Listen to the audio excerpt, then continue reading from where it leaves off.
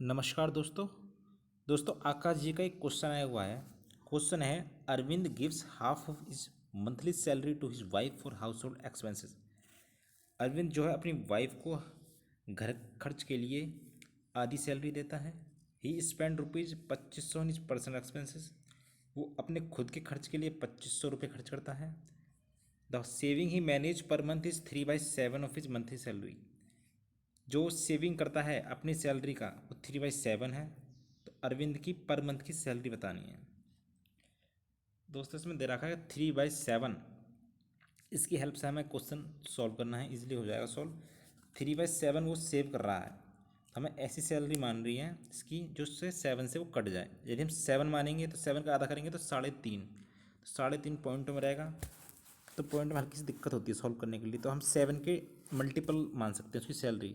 जैसे हम मानते हैं उसकी सैलरी 14 है, तो हम सपोज करके चल रहे हैं दैट उसकी सैलरी 14 है, तो 3/7 उसकी सेविंग है। तो 3/7 इंटू 14 मतलब 6 जो है वो सेविंग कर रहा है।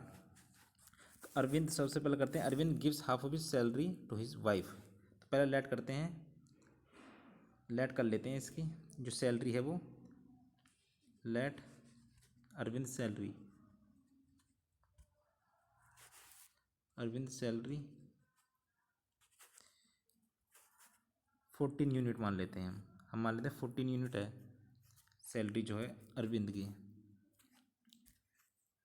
14 यूनिट। तो क्या हुआ, उसने क्या करा, आधी सैलरी जो है वो अपनी वाइफ को दे दी। तो salary given to wife, wife लिख देता हूँ खाली वाइफ, आधी 14 यूनिट का आधा 7 यूनिट, तो 7 यूनिट उसने अपनी वाइफ को दे दी salary. He spend rupees 2500 on his personal expenses. The saving he manage per month is 3/7। पहले सेविंग लिख लेते हैं, सेविंग कितना कर रहा है, सेविंग कर रहा है वो, सेविंग सेविंग कितना कर रहा है 3/7। टोटल सैलरी कितनी है 14 यूनिट, तो 7 से 14 काटा 2 बार, 3 2 6, तो 6 यूनिट उसकी सेविंग है, 6 यूनिट। तो ये उसकी सेविंग है।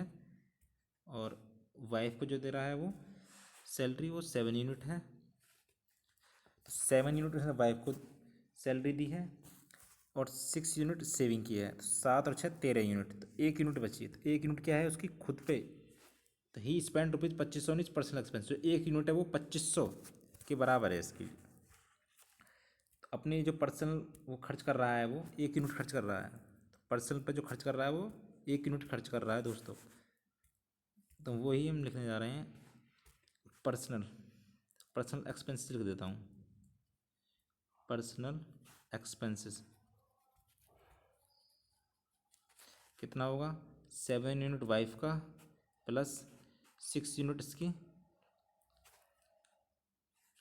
सेविंग है। टोटल कितनी थी 14, टोटल थी 14। और टोटल में से हम इनके खर्च मान लेंगे, 14 यूनिट में से हम इस सब्सट्रैक्ट कर देंगे कितना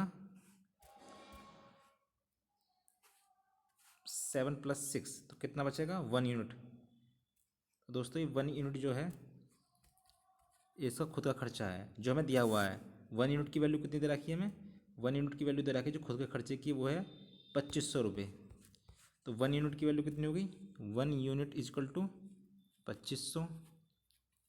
हमें 14 यूनिट उसकी सैलरी मानी हुई, तो 14 यूनिट की वैल्यू कितनी हो जाएगी, 14 की इसमें मल्टीप्लाई कर देंगे, 2500 मल्टीप्लाई बाय 14, तो कितना आया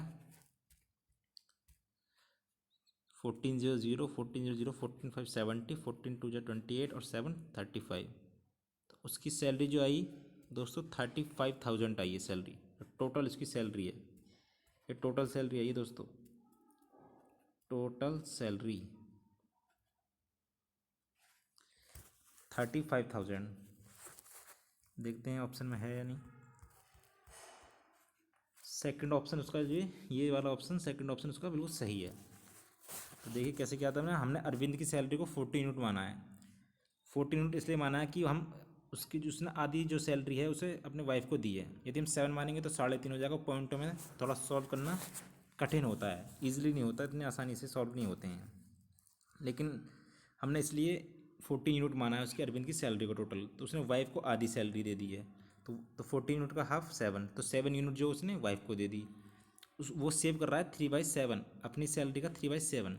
तो 3/7 किया हमने 14 यूनिट का, तो 6 यूनिट उसकी सेविंग हो गई। तो 7 यूनिट उसने वाइफ को दी, 6 यूनिट उसने सेविंग की, तो 7 और 6 13।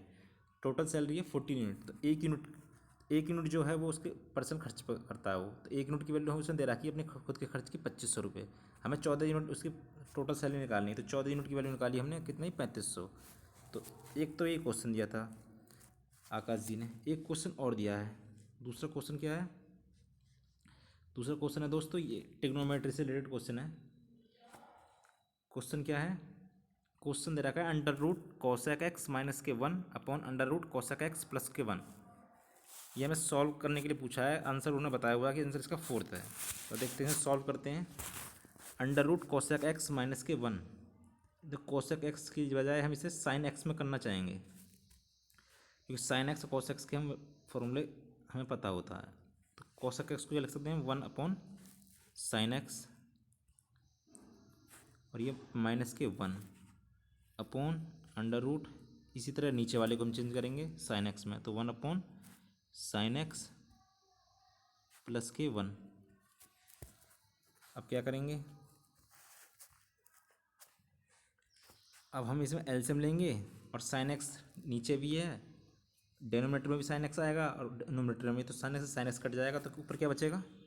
ऊपर बचेगा 1 माइनस के साइन एक्स, और नीचे क्या बचेगा 1 upon 1 plus sine x. Root दोनों में लगा हुआ है तो एक साथ रूट लिख सकते हैं हम एक साथ रूट लिखेंगे इनका।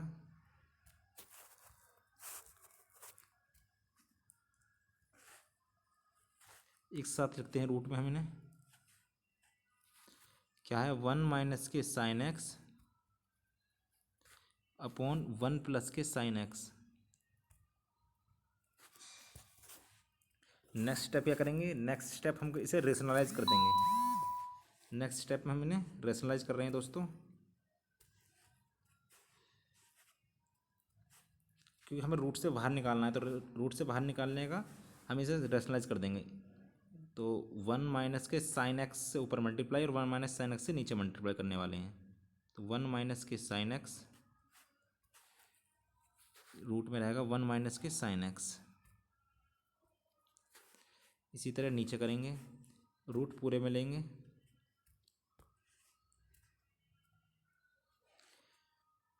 वन प्लस के साइन एक्स और 1 माइनस के साइन एक्स। तो नीचे ऊपर क्या हो गया? 1 माइनस साइन एक्स का होल स्क्वायर, वो रूट से बाहर निकल जाएगा, तो इसे रूट से बाहर लिख लेते हैं।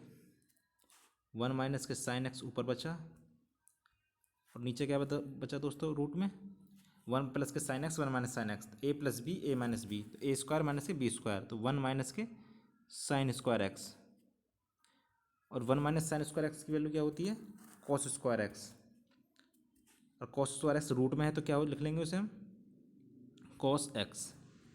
तो नीचे बचा cos x.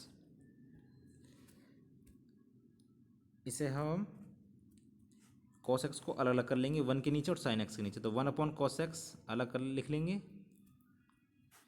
Minus sine x upon cos x. तो ये क्या हो गया? 1 अपॉन कॉस एक्स क्या होता है? सेक एक्स, माइनस के sine x upon cos x ten x. हमें यही प्रूव करना था दोस्तों।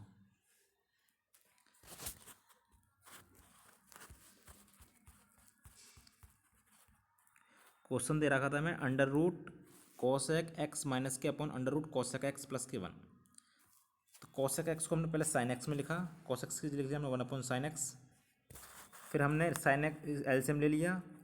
एलसीएम लेने के बाद नीचे वाले साइन एक्स जो थे न्यूमरेटर और डिनोमिनेटर को कैंसिल हो गए, तो ऊपर बचा केवल under root 1 minus sine x और नीचे अंडर रूट 1 प्लस के साइन एक्स। अब हमें ये रूट से बाहर निकाल रहे हैं, तो रूट से बाहर निकालने के लिए हमें इसने रेशनलाइज कर दिया। रेशनलाइज करने से क्या हुआ? ऊपर 1 माइनस साइन एक्स का होल स्क्वायर बन गया, और नीचे A plus B A minus B का एक फॉर्मूला होता है ए स्क्वायर माइनस के बी स्क्वायर, तो उससे नीचे बन गया under root 1 minus sine square x. और 1 माइनस साइन स्क्वायर एक्स क्या होता है दोस्तों? कॉस स्क्वायर एक्स, 1 - sin² क्या होता है, कॉस स्क्वायर एक्स होता है, कॉस स्क्वायर एक्स। तो वो कॉस स्क्वायर एक्स वो हमने ब्रैकेट में लिखे, स्क्वायर रूट लगा हुआ है, तो कॉस स्क्वायर एक्स के स्क्वायर हट जाएगा अंडर रूट की वजह से, तो नीचे क्या बचेगा, कॉस एक्स। तो इन्हें कॉस एक्स को नीचे जो बचा है उसे हम 1 के नीचे लिखेंगे और साइन एक्स के नीचे लिखेंगे। तो 1/cos x माइनस के sin x/cos x, तो 1/cos x क्या हो गया, sec x, और sin x/cos x tan x। ये हमें प्रूव करना था। आकाश जी का क्वेश्चन था, काफ़ी अच्छा क्वेश्चन थे। धन्यवाद दोस्तों।